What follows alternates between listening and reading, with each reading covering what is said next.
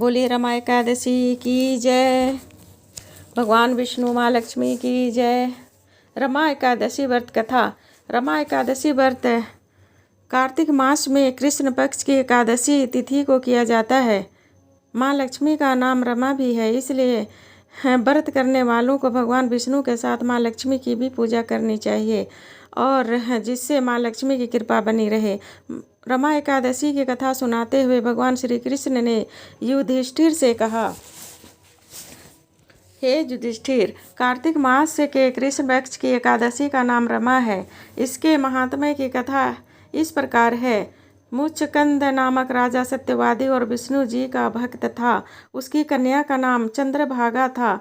उसने अपनी पुत्री का विवाह राजकुमार शोभन के साथ किया। शोभन शरीर से बहुत दुर्बल था, लेकिन उसकी श्रद्धा उसकी पूर्ण शक्तिशाली थी।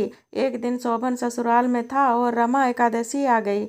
मुचकंद ने ढिंढोरा पिटवा दिया, आज सारे नगरवासी सब प्रजा को उपवास करना होगा। कोई अपने पशुओं को भी, हाथी घोड़े इत्यादि पशुओं को भी अन्न मत देना। राजकुमार शोभन ने यह बात सुनकर पत्नी के पास गया और कहा, हे प्रिय, मैंने उपवास किया तो अवश्य ही मर जाऊंगा, कहिए क्या किया जाए। पत्नी बोली, यदि उपवास करने की शक्ति नहीं तो यहाँ से किसी दूसरे स्थान में चले जाइए। शोभन ने उत्तर दिया, यह बात निश्चय है कि मेरे शरीर में उपवास की शक्ति नहीं, परंतु श्रद्धा भक्ति मेरे मन में पूर्ण है। वह शिक्षा दे रहा है, चाहे शरीर छूट जाए व्रत न टूटे। अतः उसने रमा एकादशी का व्रत किया। भूखा प्यासा रहकर दिन को व्यतीत किया। कष्ट पाकर रात्रि को भी जागरण कर ओम नमो भगवते वासुदेवाय का जाप करता रहा। प्रातः होने पर वह अपना प्राण त्याग दिया।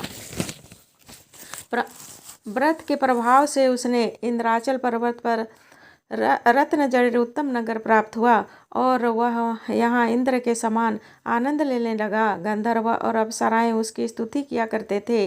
सभी प्रकार के आनंद थी।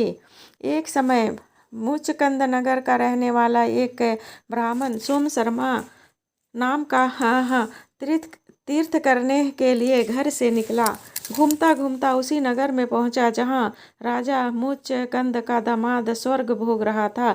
वह ब्राह्मण उससे जाकर पूछा, किस प्रकार से यह उत्तम नगर आपको प्राप्त हुआ है? मुझसे कहने की कृपा कीजिए, कौन से पुण्य का फल प्रकट हुआ है? शोभन ने उत्तर दिया, यह सब प्रभाव रमा एकादशी का है। इस व्रत से मेरे जन्मों में अनंत पाप नष्ट हो गए और यह अनुपम नगर प्राप्त हुआ, परंतु यह नगर अध्रुव है। ध्रुव बनाने की शक्ति एक मेरी पत्नी में ही है, अतः उसे शुभ संदेश अवश्य देना। ब्राह्मण ने घर आकर चंद्रभागा को सभी समाचार सुनाया और उसे मंदराचल पर्वत पर आने का आग्रह किया।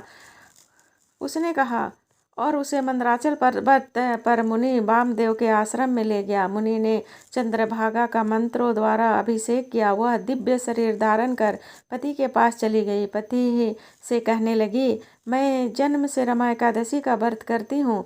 उसके प्रभाव से आपका यह अनुपम नगर ध्रुव लोक के समान अचल रहेगा। इस महात्म्य की कथा सुनने से भी विष्णु लोक मिलता है और व्यक्ति का सभी कष्ट दूर हो जाते हैं।